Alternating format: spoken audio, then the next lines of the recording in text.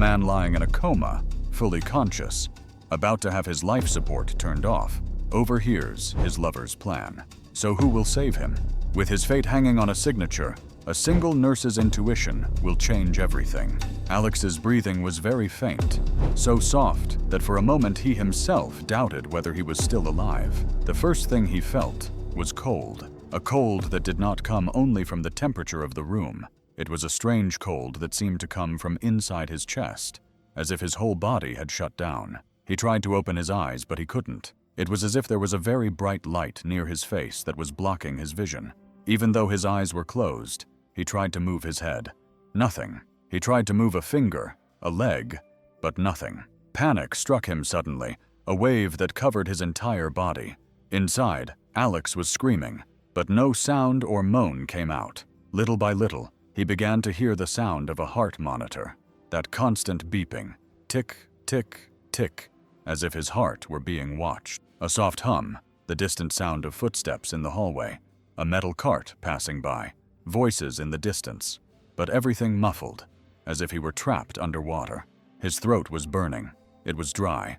It felt like he hadn't had a drop of water in days. He had a strange tube. He felt pressure in his throat, and his breathing was forced, as if a machine were pushing and pulling the air inside him. He tried to remember what had happened, but his memory was a blur. Only scattered memories came to him.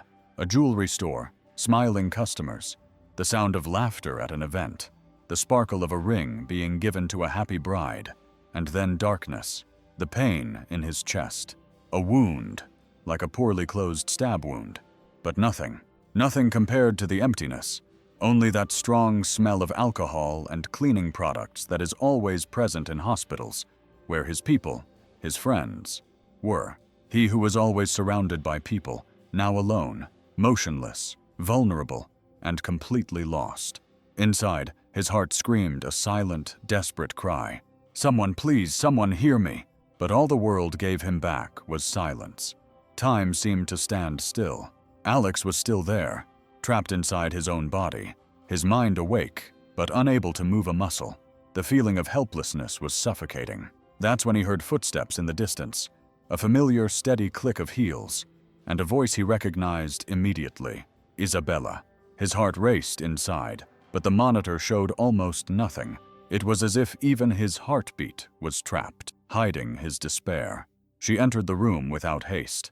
The perfume she knew also filled the air, sweet, strong, almost cloying. Alex wanted to open his eyes, turn his face, look at her, but he couldn't. She stood there for a few seconds in silence. He felt her looking at him. Alex felt it. He felt the weight of that gaze. But it was not a look of love or concern. It was an empty, distant, cold look. Suddenly he heard the sound of her cell phone vibrating. She answered. Her voice changed tone, firm, practical, calculating. Yes, I'm here at the hospital, in his room. A pause. She took a deep breath and continued. No, nothing has changed. He's still the same, like a vegetable.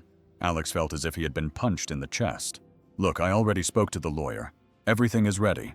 As soon as the doctor gives the go-ahead, we're going to end this, once and for all. She paced back and forth across the room. Her footsteps echoed on the tile floor. Yes, I know, of course I know how much it will be worth it. She laughed, a short, dry laugh, without emotion. Now he's just dead weight. When this is over, everything will be ours. Alex was frightened. Each word pierced him as if it were engraved on his soul. The woman he loved, with whom he had shared years of his life, with whom he had dreamed and made plans. Now she spoke of him as if he were a broken piece of furniture, a nuisance. His chest tightened, a mixture of sadness, anger, and disbelief. Inside, he wanted to scream. He wanted to get up from that bed. He wanted to grab the cell phone from her hand. He wanted to ask her, looking her in the eyes. Isabella, why? But his body remained motionless, trapped like a prisoner inside himself. The call continued. She talked about accounts, papers, passwords, stocks, as if he were already dead. And there, lying down, Alex began to understand that perhaps his worst enemy was not the disease or his paralyzed body, but the woman who was right there in front of him, as if he were already nobody. Isabella's words were stuck in Alex's head, as if someone had recorded everything inside him and was now pressing the repeat button over and over again. Every sentence, every syllable, ringing, cutting, hurting. He's just dead weight. Everything will be ours. Alex wanted with all his might to believe that it was a nightmare, a delusion of his mind, perhaps an effect of the medication, some confusion from the coma, but no, it was all real. He heard it clearly, in detail, with that cruel clarity that only pain brings from within. He shouted, "For God's sake, someone get me out of here! I'm here, I can hear everything, I'm alive." But outside, silence. Only that damn beep, constant, repetitive, indifferent to his pain. He wanted to cry, to let out a scream, anything, but his body wouldn't respond. Tears, not even a single drop came out. He tried with all his might to move his hands, an eyelid, the tip of a finger, anything, but it was like trying to lift a building with his mind. Nothing happened. He heard Isabella's footsteps leaving the room, the sound of the door, the silence returning, and he was left there alone again with those phrases pounding, repeating, breaking what little hope remained inside him. The feeling was suffocating, a desperation to open his chest, to let the world know that he was there, awake, conscious, feeling everything, suffering, and worst of all, being betrayed by the only person he had ever truly loved. His body was a prison, his mind a cry that no one heard, and his heart broken into pieces like never before in his life, lying in that bed, trapped inside his own body. Alex felt his mind spinning, a whirlwind of memories, as if his brain were searching for an explanation, some meaning for all of this. And then the scene came into focus, as if it had happened yesterday. He was in the office, sitting in that leather armchair he liked so much, with a view of Los Angeles through the window, the sun shining softly through the dark wooden table. And there, right in front of him, was Isabella. She was beautiful as always, wearing a tight dress, her hair well combed, that sweet perfume filling the air, and a smile, that smile that had been his weakness for years. At that time, he never thought that behind that smile there were other intentions. He remembered when she came over, sat on his lap, put her arms around his neck, and said in a soft voice, "Honey, we need to talk about something important." Alex, as always, put down the jewelry papers, looked her in the eyes, and smiled. "What's wrong, my love?" he asked, stroking her hair. Isabella pouted with that spoiled child gesture that he found endearing, but now, looking back, it all seemed staged. "It's just a formality, my love," she said, taking an envelope out of her bag. "I spoke to the lawyer. It's just to be on the safe side in case something happens to you one day. I don't know." Alex laughed at that moment. A light laugh, without concern. "Oh, Isa, don't say that. Nothing's going to happen to me," he said, giving her a quick kiss. But she insisted, taking his face in both hands, looking deep into his eyes and saying in a low voice, almost a whisper, "I know, I don't think anything will happen either, but I love you so much, and we never know what might happen. I just want to be sure that if one day you can't take care of everything, I'll be in control. I'll take care of everything we've built together." At that moment, Alex felt his heart warm. He thought it was a proof of love, a sign of care. He never suspected it for a second. He signed, without reading it carefully, trusting as he always trusted. He remembered her saying to him with a laugh, "Okay, now you're officially the owner of everything, but only if I die. And look, it's going to take a while, okay? I still have a lot of life left in me." She laughed, hugged him, and the two of them stayed there for a few minutes in silence. Now, lying in that cold bed, unable to move a finger, Alex relived everything, every word, every gesture, and felt his chest burn, his trust used as a weapon against him, his love now a trap. And the most painful thing was realizing that he had done everything with good intentions, believing he was protecting the future, and in reality, he had signed his own end. Time felt elastic, the minutes, the hours, everything jumbled up, as if the world outside had stopped. Meanwhile, inside, Alex was struggling. He was struggling with all his might to understand what was happening. He tried to remember everything, how he had gotten there, why, but his head was a puzzle with pieces that didn't fit together. An image would come, then disappear, a confused memory, and then a gap in the middle of his memory. He thought, maybe it was an accident. I got sick. Someone did something to me, but he couldn't find the answer. The only certainty was that he was trapped, buried alive inside his own body. And then, with what little consciousness he had, Alex began to pay attention to the machines around him. The sound of the monitors, the soft beeping of the machines, that forced air going in and out of his lungs.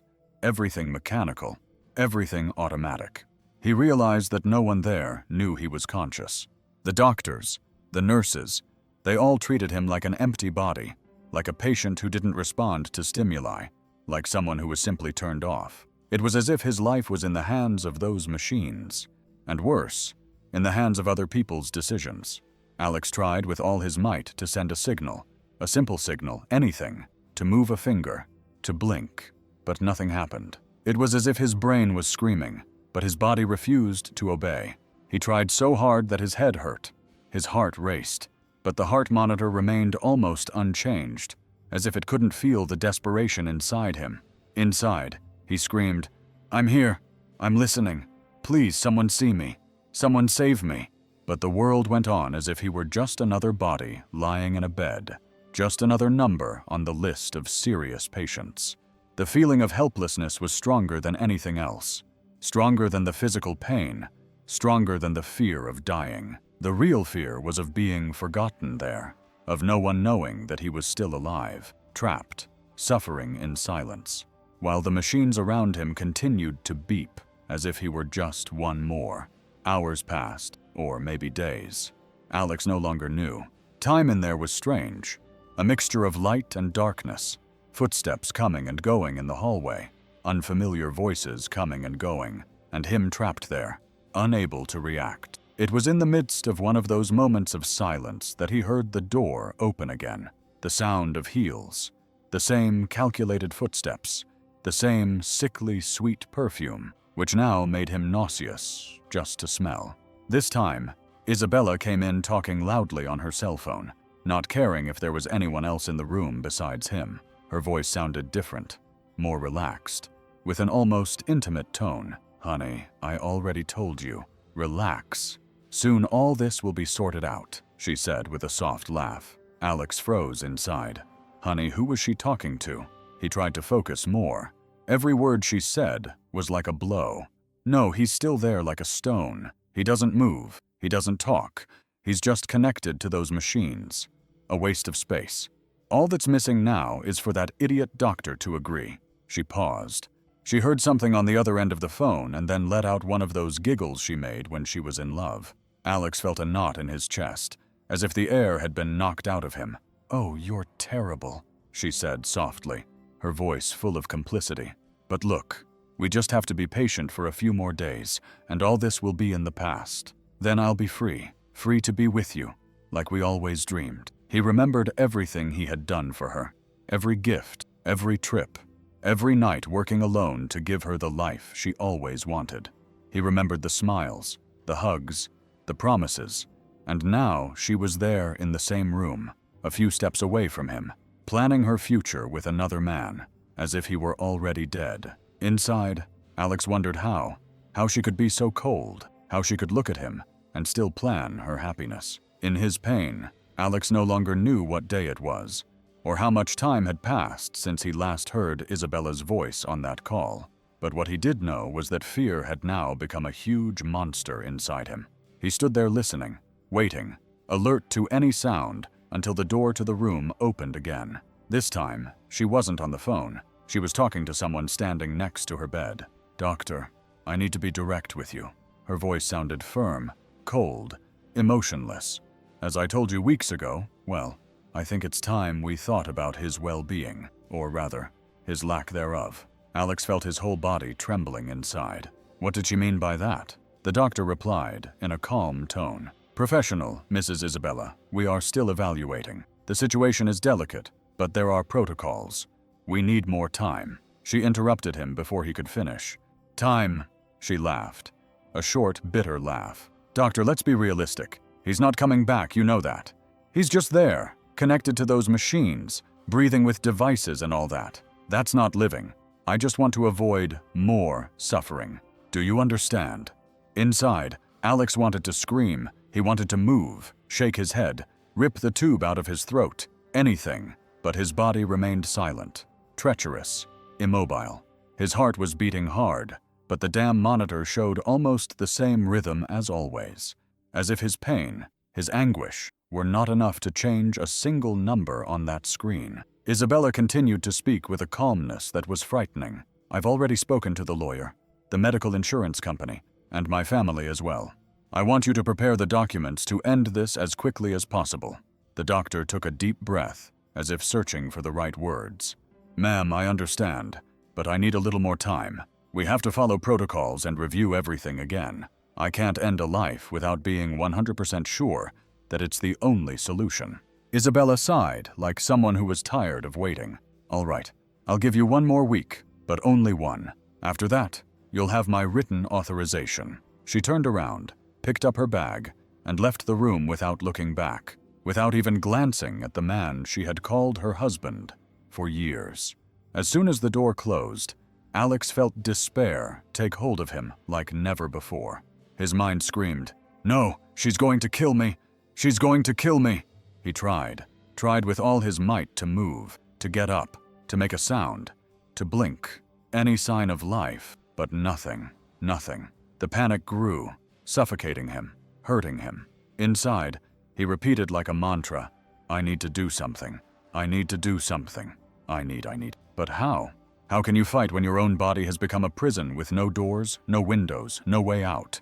Time was now the cruelest enemy, and Alex knew that time was running out. In the silence that suffocated the room, his mind tired from trying so hard to move, Alex surrendered to his memories.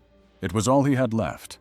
Memories, bits and pieces of his life, images that came and went like a slow, sad movie, but still his only comfort. He saw himself again years ago, young, full of dreams, walking through the first rooms of the jewelry store he inherited from his father. He remembered the display cases being assembled, the first rings sold, the smell of new wood, the velvet boxes being opened with great care. Every precious stone, every necklace, every luxury watch had a piece of his history. Alex always wanted to know each customer by name, to shake their hand, smile, ask about their children and grandchildren. For him, it was never just business. It was his mission in life to create something beautiful and lasting, something that would be part of important moments in people's lives. He remembered the days when he spent the night in the store, organizing papers, checking inventory, planning events to launch new collections, all done with love and dedication. The jewelry store was his most valuable pride and joy, after his own heart. And then, in the midst of those memories, a face he knew very well, Lupita, appeared. Her image appeared like a ray of light in the midst of that darkness. He clearly remembered the first time she walked into the store, shy, her eyes downcast, a crumpled resume in her hands, and simple clothes worn out by time. Lupita, a single mother with 4 young children, struggling to find any job, any opportunity. That day, Alex saw the desperation in her eyes, her hunger for opportunity, and without thinking twice, he decided to give her a chance. He didn't ask for a diploma. He didn't ask for experience. He just asked, "Do you want to learn?" And she, her voice breaking, replied in a whisper, "Yes, Mr. Alex, I just need a chance." He shook her hand, smiled, and said, "Then you're hired." Her eyes filled with tears, and he never forgot that moment. After that, Lupita dedicated herself like no one else. She arrived early, left late, did everything with love, always with a smile, even on days when he knew she arrived tired, her shoulders heavy with so many responsibilities. He remembered how many times he saw Lupita hiding her tears in the store bathroom, worried about her children, the rent, food for the family, and whenever he could, he helped her with groceries, an extra bonus, a word of support. Lupita was more than an employee. She was like a sister to him. Lying in that bed, unable to move, Alex felt his chest tighten again. It wasn't just sadness. It was fear. fear that everything he had built would end up in the wrong hands, destroyed by greed and lies.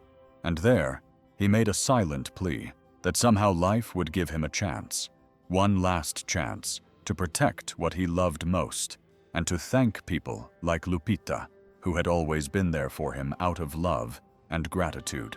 The days in the hospital passed very slowly, all the same. The morning light coming in through the same window, the same sounds of hurried footsteps, medicine carts, quiet voices in the hallway, everything the same, everything so automatic. But in that room, inside that body that did not move, the struggle was silent, but very great. Alex was still trapped there, suffering, screaming inside, trying with all his might to send a signal, any signal, just so that someone, anyone, would realize that he was still there, alive, conscious. That was when she appeared. Mariana, the nurse with the calm gaze, discreet smile, and very careful manner.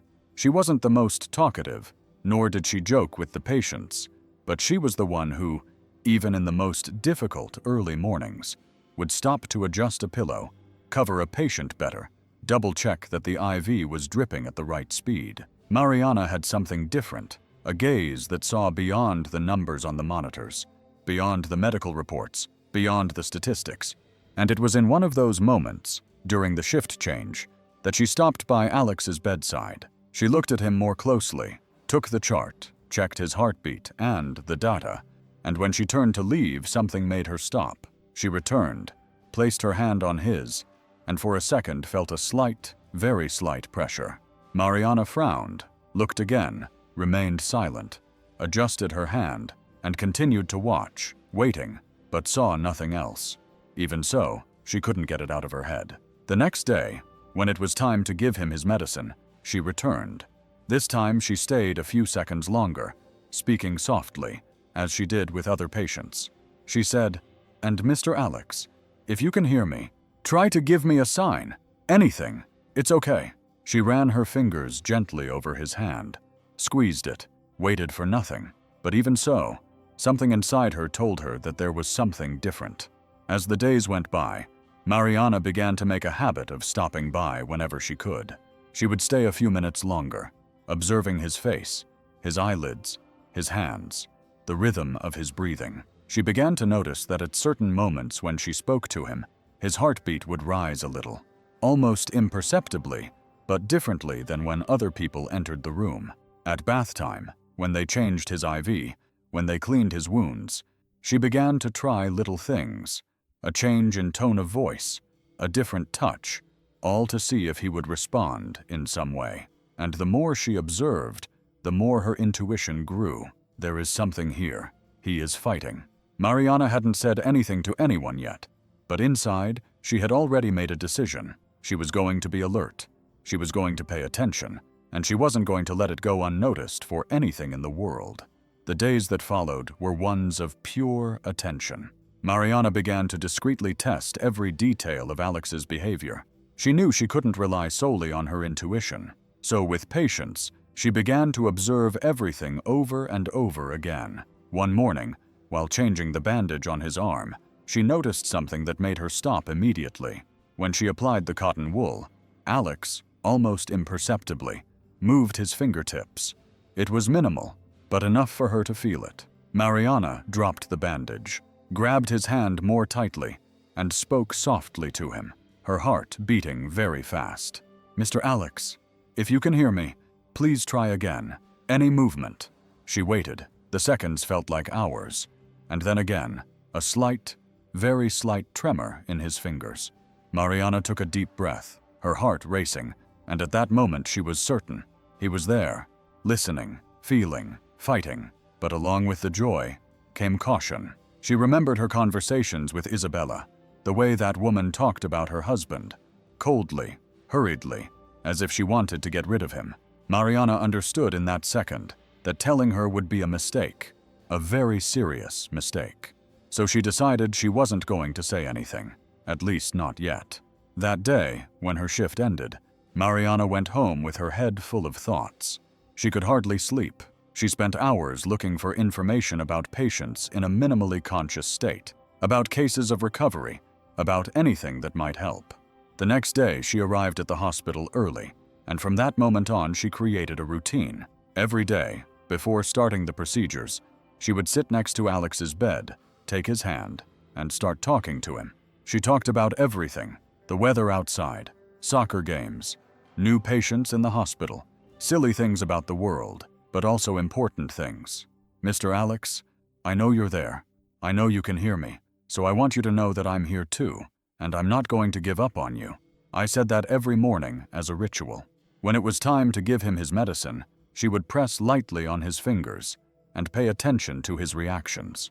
When she went to change the sheets, she would watch his breathing, see if he raised an eyebrow slightly, if his lips moved, any sign. And with each small advance, no matter how small, Mariana would smile with eyes full of hope. She knew it was going to be a long fight, but she also knew that Alex had many reasons to fight, even though at that moment, all he could do was slowly move his fingertips. Every word Mariana spoke entered Alex's heart like a ray of light in the midst of darkness. It was as if her voice was the only thing that could pass through the invisible wall that trapped him. When she entered the room, everything changed. The air that had been heavy and cold suddenly seemed to come alive. Mariana spoke to him as if he could answer, as if he were really there, and that changed everything. "Good morning, Mr. Alex," she said with a gentle smile as she smoothed the sheets. "I have good news today.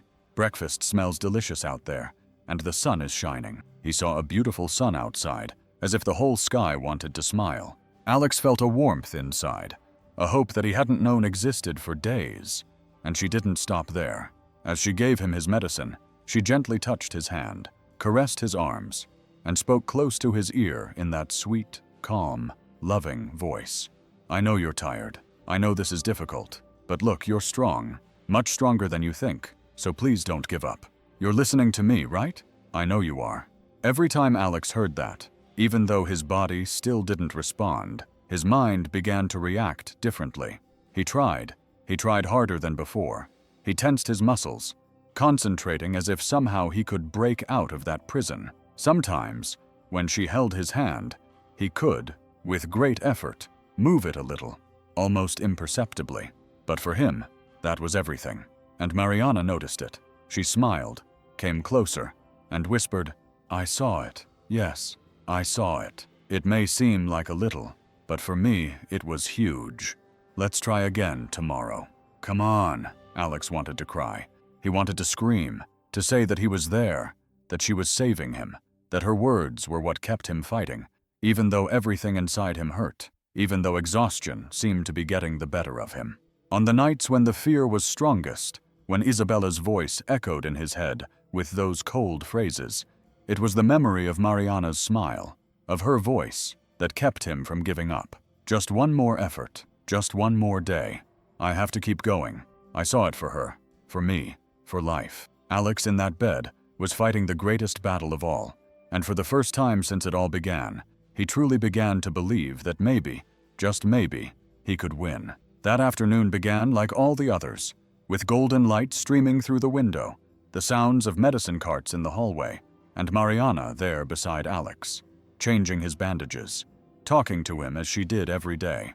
But suddenly, everything changed.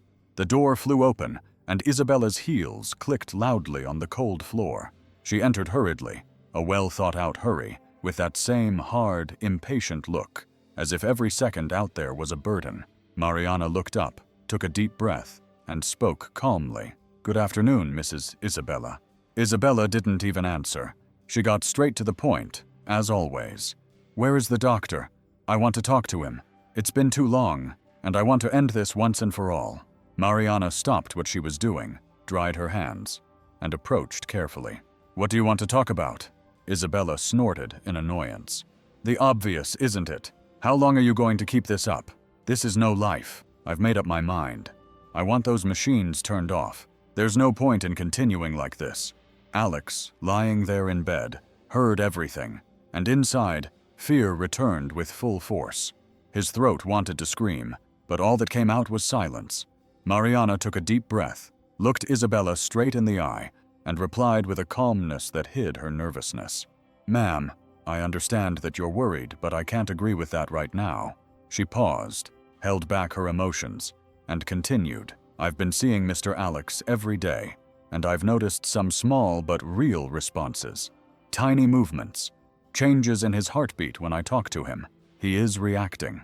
Isabella crossed her arms, rolled her eyes, and let out a mocking laugh in response.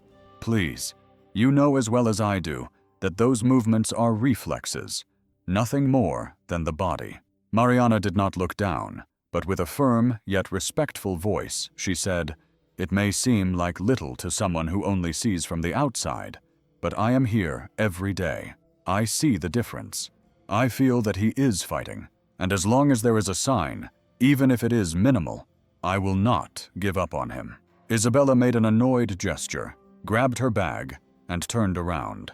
"I'm going to talk to the hospital director. This has gotten out of control," and she left as quickly as she had entered. Silence returned to the room, but now it was a tense, heavy silence. Mariana took a deep breath, turned to Alex, approached him, took his hand, and spoke softly, just to him. "I'm not going to let anyone do that to you.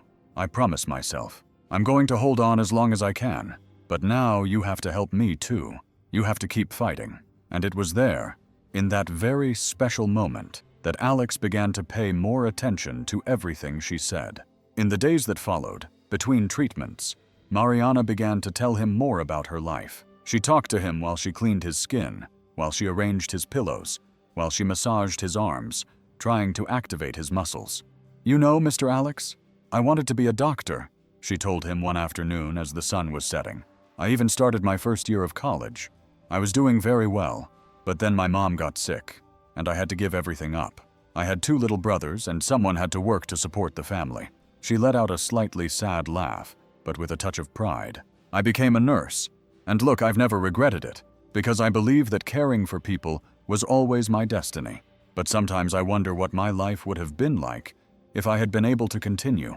Inside, Alex felt something different, a connection, a growing affection for this simple woman with a sweet gaze, who, even though life was not easy, never stopped smiling, fighting, and caring for him, as if he were part of her family. And once again, he promised himself that he would fight not only for himself, but for her as well. And Alex's struggle continued, silently, but with increasing determination. Inside, he felt his body slowly beginning to obey. It wasn't easy. Nothing was easy. Every attempt to move a finger seemed to require a strength he didn't know he had. But he tried every day, for hours, for minutes, for seconds. It didn't matter. Alex listened to everything and tried to respond. He did everything he could until he felt his muscles burn. Sometimes he managed a small tremor at the tip of his finger. Other times a slight contraction in his hand, almost invisible. But Mariana saw it. She always saw it. "That's right. I knew you were there," she would say with eyes full of emotion and the most sincere smile in the world, as if that tiny movement were the greatest achievement of his life. And for Alex, it really was. One morning, he achieved something even greater. After much effort and concentration, he managed to move his neck a little for the first time. It was a short movement, almost like a start, but enough for Mariana to notice. She stopped what she was doing. She ran to his side and said, "My God, you moved your neck. You're doing it. You're getting better. You're listening to me, aren't you? I knew it. I knew it." She held his face gently with both hands, and with tears in her eyes whispered, "Keep going. Please keep fighting. Just a little bit more. I'm here. I'm with you, and I'm not going anywhere." Alex was crying inside, not out of sadness, but out of an emotion so strong that even he couldn't explain it. He felt that for the first time, he had a real chance to get out of there. A few minutes later, Dr. Andrew entered the room with Isabella, a very experienced doctor. He spoke softly, with an attentive gaze, always highly respected by the other doctors. He already knew Isabella and had heard these complaints before, but this time she was even more direct. "Doctor, I'm losing patience with this situation," she said, her arms crossed, her face tense. "This has been going on for weeks, and I demand a final decision. There is no point in keeping him connected to those machines if everyone here knows he is not coming back." Dr. Andrew took a deep breath, looked at Mariana, then at the papers on his table, and replied carefully, "Ms. Isabella, I understand your concern, but I need you to know that Mr. Alex's condition is showing signs of improvement. Look at his color. He looks better too." Isabella opened her eyes wide with a mixture of surprise and anger. Improvement? What improvement? He's still the same. Motionless, mute, unresponsive. He looks like a useless piece of furniture. Before the doctor could answer, Mariana, who had been silent, approached him firmly but respectfully.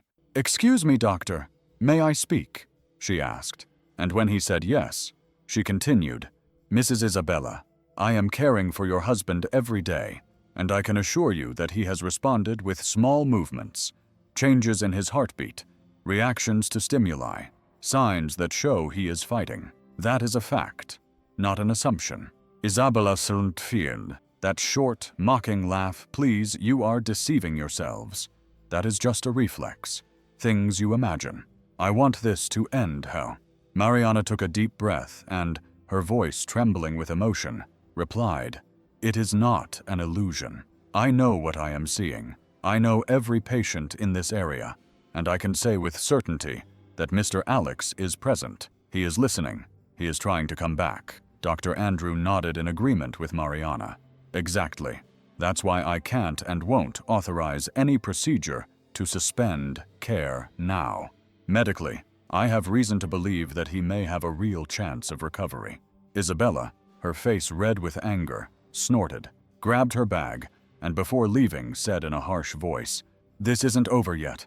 I'll do whatever it takes. To end this, I'm going to sue everyone here." She stormed out, slamming the door behind her.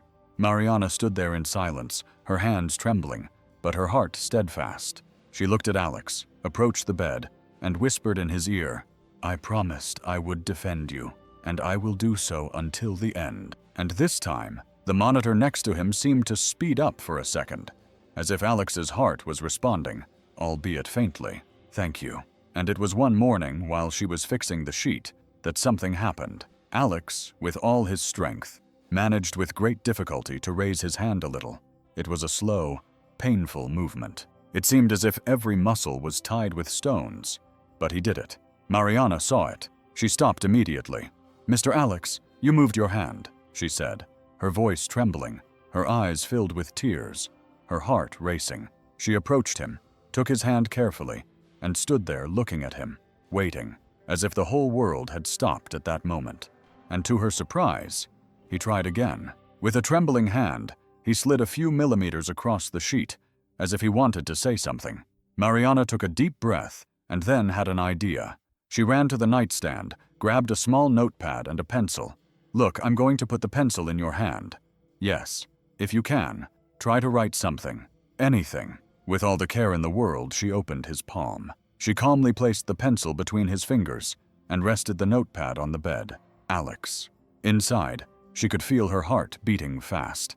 This was it, perhaps her only chance. His fingers trembled almost without strength. The pencil slipped. His hand felt like lead. But even so, she concentrated, trying harder than ever before. Minute after minute, Mariana stood by her side, holding the paper, supporting her, encouraging her, whispering in her ear, "Come on, you can do it. Here I am, slowly, little by little.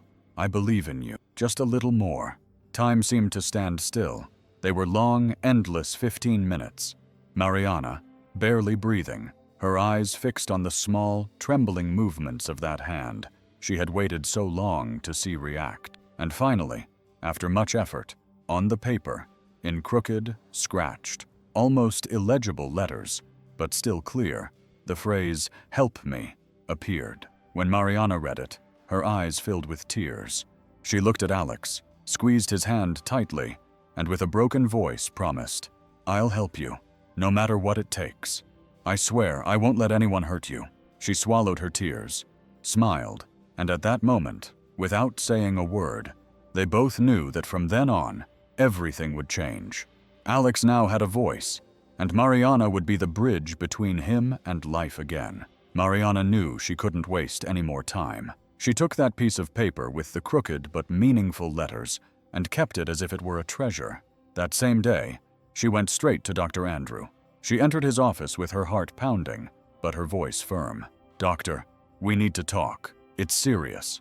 He closed the door, asked her to sit down, and listened to everything she had to say, in silence. Mariana told him about the signs, the movements, Alex's silent struggle, and finally showed him the piece of paper with the word, "Help me," written on it. The doctor took the paper carefully, read the shaky letters, took a deep breath, and said in a tone that mixed surprise, respect, and a little emotion, "So he really is conscious?" Mariana nodded, her eyes filled with tears. "And there's something else, doctor. I don't trust his wife. She wants to disconnect him at all costs. If she finds out he's responding, she might do something before we can really help him." Dr. Andrew was silent for a few seconds, thinking. Then he got up from his chair and said with a determined expression, "All right, then we have to act fast. I'll prepare the documents, the medical report, everything based on his clinical progress. I'll sign them myself. We're going to transfer Alex to a rehabilitation clinic with all the resources he needs, but we're going to do it discreetly, without raising suspicion." Mariana breathed a sigh of relief, but she knew there was still a long way to go. In the days that followed, while the paperwork was being organized, she continued to care for Alex, encouraging him, talking to him, always with the same affection, and now with renewed hope. When the day of the transfer arrived, everything was done quickly and with the utmost discretion, with a special vehicle equipped with the necessary equipment and trusted professionals, all coordinated by Dr. Andrew himself. Alex was placed in the ambulance, and, for the first time in weeks, the world outside that room reappeared before him.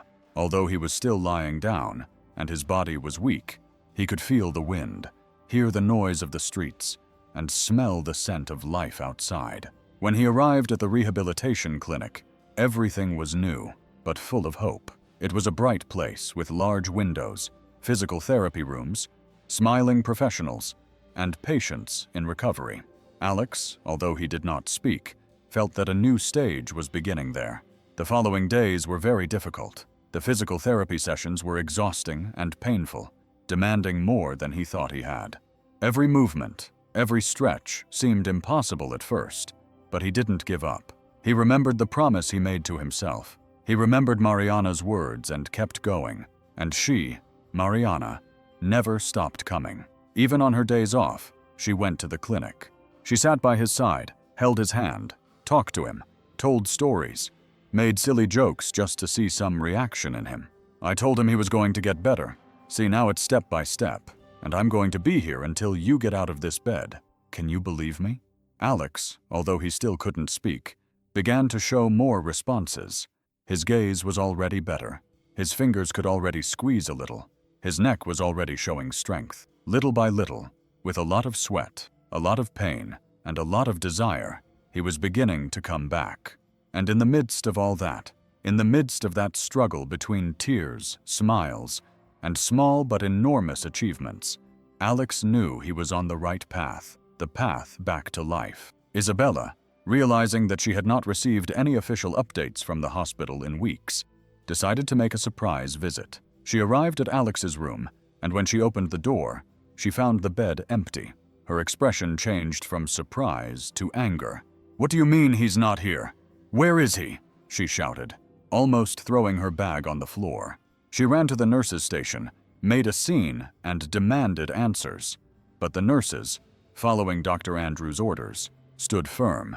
"Ma'am, for medical and security reasons, the transfer was done confidentially, and only those responsible for the treatment have access to that information." Isabella was in shock. She returned home fuming with rage, grabbed her cell phone, called her lawyer, called the bank manager, called everyone she could. "I want to freeze all his accounts right now," she said in a harsh voice, her face red with anger. If he had the strength to be transferred, he also has the strength to sign documents, and I will not allow anyone to touch the money until I know exactly what is going on. But when her lawyer logged into the system, the surprise was even greater. "Ma'am, I'm sorry, but it appears that the doctor in charge of the case had already filed a legal request protecting all of Mr. Alex's assets for medical recovery." Isabella almost dropped the phone. "What? How?" On the other end of the line, the lawyer hesitantly explained, "Kid, yes, it seems that Dr. Andrew had already anticipated that possibility, and legally, his assets are protected by medical decision until his health status is fully clarified." The silence on the other end of the line was heavy. Isabella sat down on the couch with her hands shaking, her face boiling with rage, and her eyes filled with a mixture of anger and fear. For the first time, she realized that things were getting out of her hands. Meanwhile, in a well-lit room, surrounded by physical therapists and with Mariana by his side, Alex, still with a tired body, but with a soul full of strength, squeezed a small rubber ball more firmly in his hands. He made progress in days that he hadn't made in months, without your many struggles and much effort. But the day of discharge arrived, and although Alex's steps were still slow, his every movement was a victory. He could now walk with support. His arms still trembled, but now he had control, he had a voice, and most importantly, he had a will to live. Mariana, at his side, adjusted his coat over his shoulders, smiled with tears in her eyes, and said in a low voice, "Are you ready to get back to your life?" Alex took a deep breath, closed his eyes for a moment, and replied with a voice that was still hoarse, but firmer than ever. The car stopped in front of his house, the same house he had left on a stretcher months ago, not knowing if he would ever return. Now he was back, and this time on his own 2 feet. He entered slowly, his eyes scanning every corner, every piece of furniture, every detail. Memories came flooding back, some good, some painful. He climbed the stairs carefully, feeling his heart beating fast, and went straight to his office.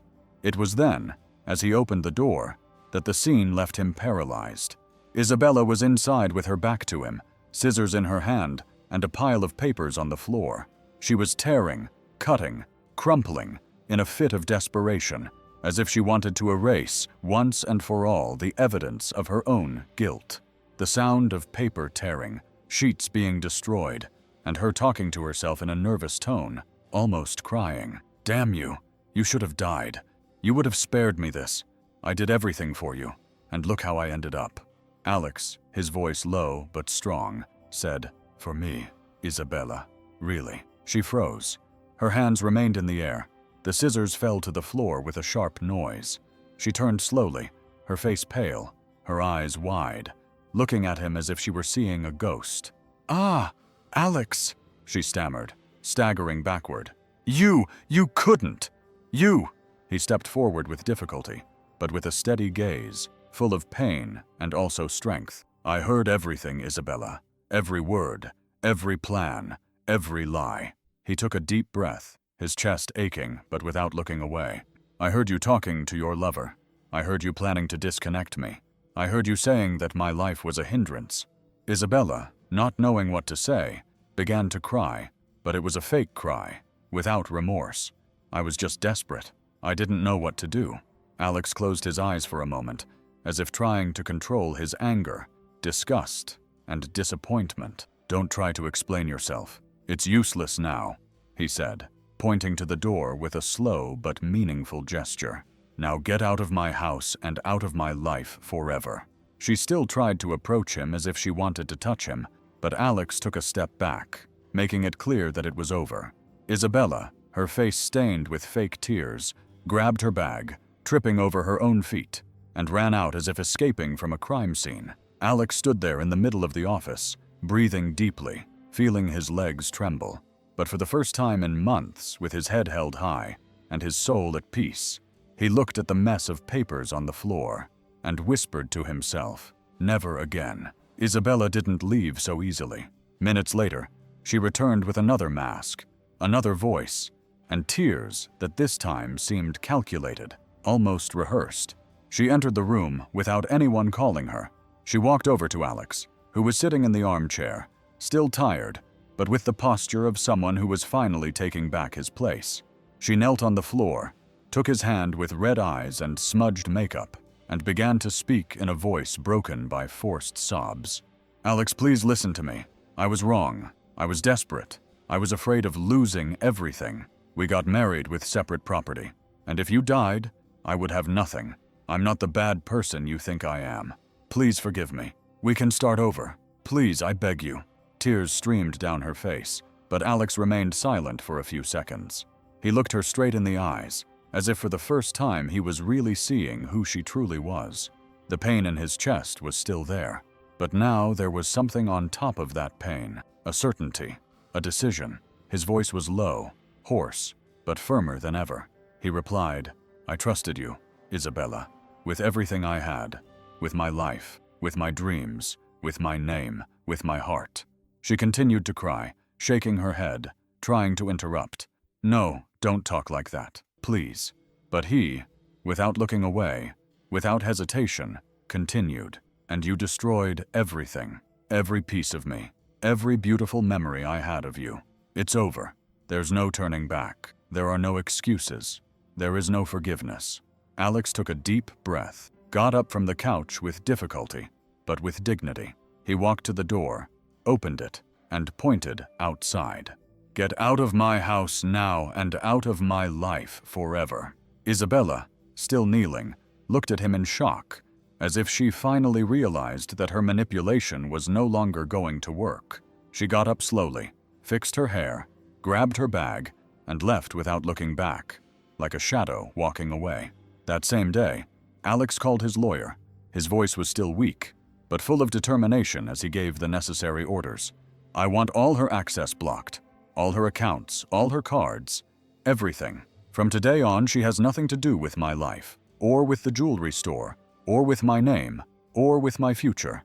The lawyer complied without question, and at that moment, Alex, his body still recovering but his soul lighter, knew that this was the last time Isabella would have any power over him. It was the end of a cycle and the beginning of a new life. The day Alex returned to the jewelry store was one of the most exciting days of his life. The car stopped right in front of the main entrance, the same one he had crossed for so many years, with firm steps, full of dreams, challenges, and achievements. But now his steps were slower. His body still showed signs of the struggle, but his gaze, that gaze, was full of life, hope, and a strength that no one would ever take away from him again. As soon as he walked through the door, the sound of a little bell rang out as it always did.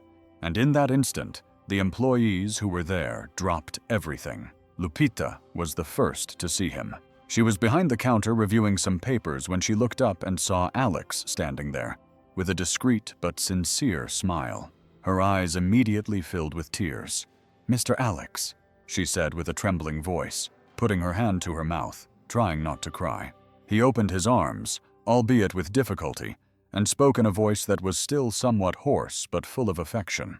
"I told you I would come back." Within seconds, the other employees came out. They came from the back room, the warehouse, from every corner of the store. Everyone wanted to see, touch, and hug the man they had thought for weeks might never return.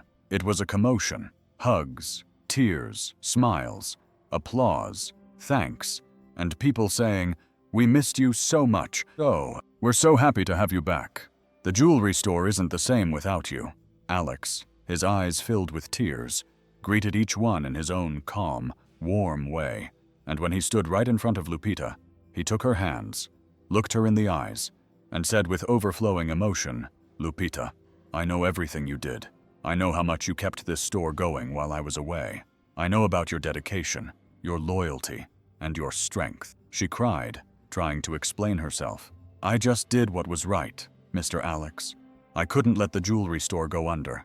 You've always been so good to me and my children. I just wanted to give a little back." He smiled. It was the smile of someone whose face bears all the marks of life, and he continued, "That's why, starting today, you're the new administrative manager of this jewelry store." Lupita's eyes widened. She put her hand to her chest, and, unable to contain herself, she burst into tears. Beautiful tears of gratitude, relief, and happiness. The other employees applauded. Some shouted with joy, and that moment was etched in everyone's memory. Alex, still speaking softly but with feeling, concluded, "This place is made up of real people, people with heart. And you, Lupita, are one of those people." And on that day, inside that sparkling store, What shone brightest were not the rings or necklaces, but the eyes and hearts of all those who had somehow won that battle alongside him. The days at the jewelry store were once again filled with movement, laughter, customers, and display cases being arranged. New collections were arriving, but inside Alex, the most beautiful transformation was taking place.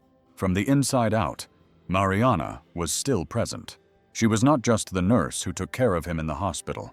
Now she was part of his life. She would arrive early, even before the store opened, sometimes just to see how he was feeling, other times to help with simple tasks like bringing him a glass of water, or just sitting next to him and listening to him. They began to share long conversations, the kind that start with small talk and end with life stories, secrets, and old dreams. Mariana laughed when Alex recounted the crazy things he had experienced at the jewelry store, the times when a famous customer made a scene over a piece of jewelry, or the nights when he stayed late to arrange the display cases to surprise customers the next day. And Alex, for his part, listened attentively to every detail of her story about the difficult time when she had to leave college, about the sleepless nights caring for her sick mother, about the double shifts she had to work to support her younger siblings. He saw in her a strength that few had, a priceless kindness, the look of someone who had suffered but never stopped believing in people. Sometimes, as she adjusted his tie before a meeting, he would calmly take her hand, look her in the eyes, and say in a soft voice but full of gratitude, "If it weren't for you, I wouldn't be here today." She, with her usual lightheartedness, would respond with a smile. "I just did what anyone with a heart would do, Mr. Alex." He shook his head, and with an even bigger smile said, "No, Mariana, you did much more than that." Time passed, and that friendship, that affection, grew into something bigger, a feeling difficult to explain, but impossible to hide. Alex often watched her as she walked around the store, laughing with the employees, helping Lupita, organizing things that weren't even her responsibility, just because she liked being there. She liked being close to him. He began to realize that Mariana had been the light in the midst of all the darkness he had experienced, the only helping hand when the rest of the world seemed to have turned its back on him. And in many moments, in the silence of his heart, Alex gave thanks for still being alive, not only to take care of the jewelry store, but above all to have the opportunity to live alongside her. The months passed, and Alex, with Mariana's help, recovered every piece of the life he had almost lost. His body, now stronger, no longer needed support to walk. His voice, once hoarse and weak, now sounded firm with that tone of leadership that everyone in the jewelry store knew so well. But there was a change, a transformation within him. Alex was no longer the same man he had been before. Now he valued real people much more, those who were by his side, not out of interest, but out of love, loyalty, and sincere affection. It was a sunny afternoon, sitting with Mariana in a simple cafe, when he made a decision he had been thinking about for days. "Do you know what I'm thinking about?" he said, looking at her with a smile on the corner of his mouth. Mariana, in her own unique way, joked, "You think so much that it scares me when you say that." "What happened now?" He laughed and replied, "I want to open a new branch of the jewelry store." She opened her eyes in surprise, but with that sparkle that only she had. "Really? But I thought you were going to wait a little longer." Alex shook his head, looking at the horizon with the face of someone who has a purpose. "No, I've waited too long to start over, and this new store isn't going to be just another one. I want to dedicate it to all the people who saved me in some way." He looked into her eyes with emotion and said, "People like you, like Dr. Andrew, like Lupita, and all the employees who stayed with me, even when everything seemed lost." Mariana, her eyes filled with tears, couldn't hide how much that touched her. She just smiled and replied, "I'll help you with everything. You can count on me forever." And so it was. The two began to plan every detail together, the location, the decor, the name, even the invitations for the opening event. Every meeting, every conversation had a special meaning. They wanted this new jewelry store to be more than just a store. They wanted it to be a symbol of rebirth, of gratitude, of second chances. Meanwhile, Isabella, on the other side of town, was living a completely different reality. Without access to Alex's money, without the privileges she had once boasted so much about, she began to try everything, manipulating acquaintances, trying to soften hearts, inventing stories, saying she was sorry, that she just wanted a conversation, a reunion. She called old friends, sent messages to employees, even tried to visit some of Alex's former clients, telling lies, trying to elicit pity, but no one listened to her. Everyone knew the truth. They knew what she had done, how much she was capable of hurting someone who only loved her. Isabella was gradually left alone, ignored by everyone she once pretended to care about. Meanwhile, Alex and Mariana walked together through projects, meetings, laughter, and glances that said everything, even if they said nothing. Time passed, and Alex's life finally seemed to be on track. The new jewelry store branch was almost ready. The team was excited, the employees more united than ever. And in the midst of it all, he and Mariana were closer than any couple who had ever walked through that store. The two no longer needed many words. With just a glance, a smile, a touch of hands, they already knew what the other was feeling. It was a simple afternoon after a full day of planning when Alex made the most important decision of his life. He asked Mariana to come to the new store. He said he needed her opinion on how the display cases were arranged. She went as usual with that slight smile, that relaxed manner, thinking it was just another day at work. When she walked in, she noticed that the place was different. The lights were dim, rose petals were scattered all over the floor, and in the center of the store, right in the middle, Alex was standing with a small box in his hands, his face excited and his eyes shining. She immediately stood still with her hands over her mouth. Unable to say anything, he took a deep breath, took 2 steps, stood right in front of her, and with a broken voice said, "Mariana, I almost lost my life. I almost lost everything I had. And if I'm standing here today, it's because you gave me a reason to go on. You gave me hope when all I could see was darkness." She was already crying, tears falling, but with a smile that lit up her whole face. He opened the little box, showing her the ring, and continued, "I want to share my life with you every day, every morning, every night. Mariana, will you marry me?" She could hardly speak. She just nodded her head. She said yes through her tears. And the hug they shared at that moment was so strong, so full of feeling, that it seemed as if the whole world had stopped just for them. The wedding was planned for a month later, and when the big day arrived, the entire jewelry store was there. Employees, friends, even former customers did everything they could to be present. The hall was filled with flowers, and people were excited. And when Mariana walked in, wearing a simple but beautiful dress, Alex's eyes filled with tears. At the party, the most special moment when Lupita, her voice trembling but with a smile full of gratitude, took the microphone and gave a short speech. "Mr. Alex," she began, her eyes filled with tears, "I don't have the words to say how much you changed my life and the lives of my children.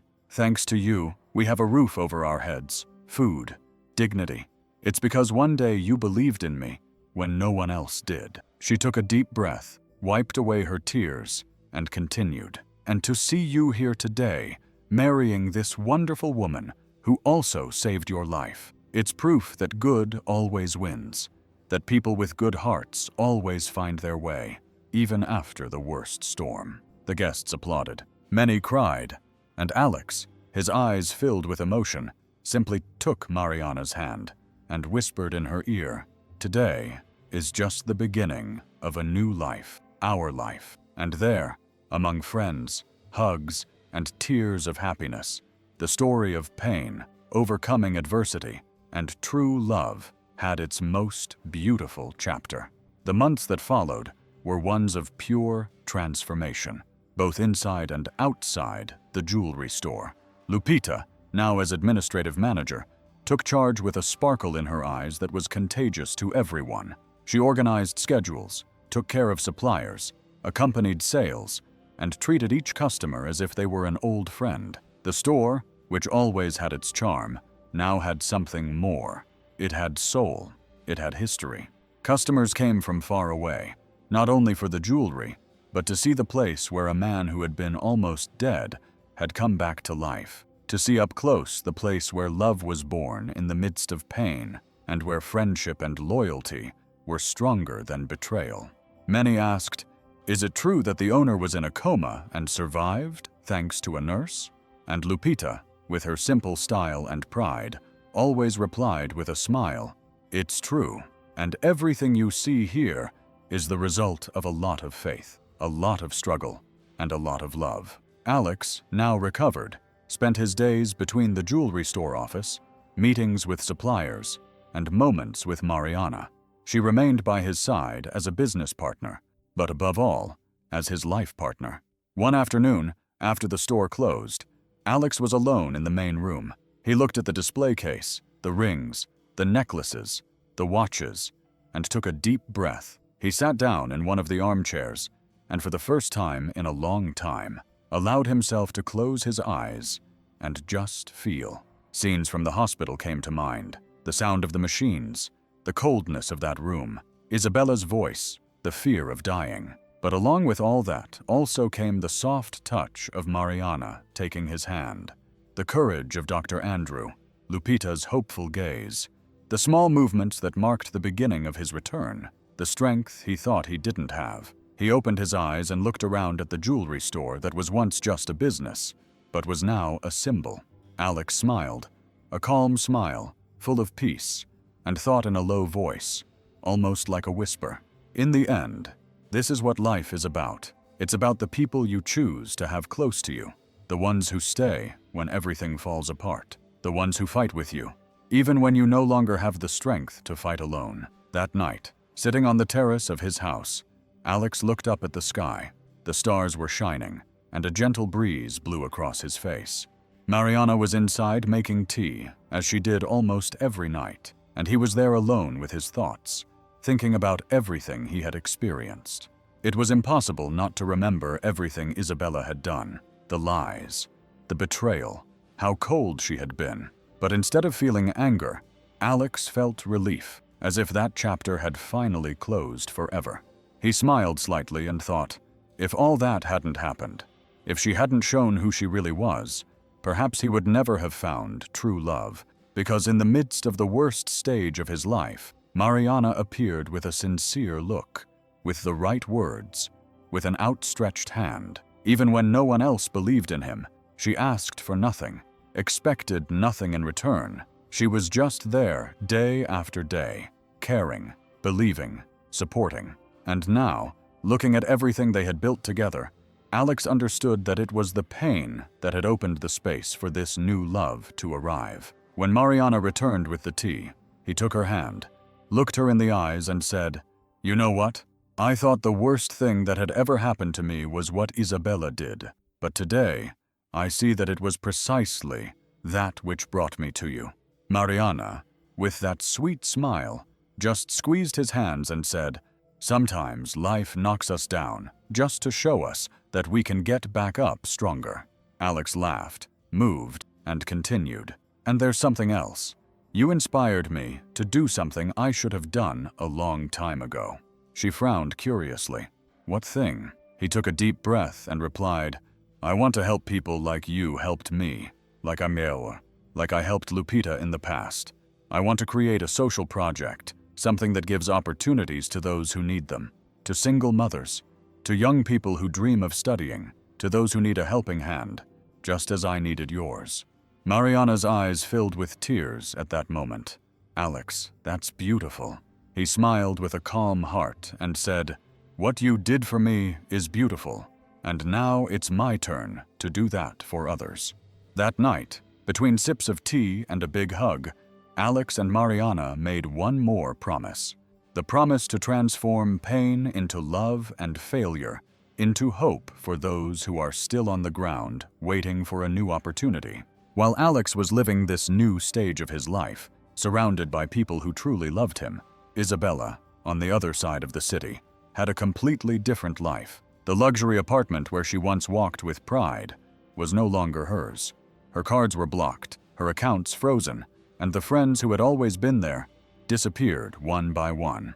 Now she lived in a small rented room in an old boarding house with old furniture, peeling walls, and a silence that seemed to scream all the time. She sold her designer clothes, her bags, her expensive shoes, everything. It turned into money to pay the overdue bills. Isabella spent her afternoon sitting in a chair by the window, staring blankly at the street, a bitter expression on her face, her eyes sunken, a lit cigarette between her trembling fingers. From time to time, she would open her old cell phone, the only thing she still had, and spend hours spying on the jewelry store's profiles, looking at photos of Alex smiling next to Mariana, Lupita, and the whole team. The images of the new store, the grand opening, the happy customers, the local newspapers talking about the story of overcoming adversity, the TV commercials showing Alex as an example of strength. All of that was like a knife in her pride.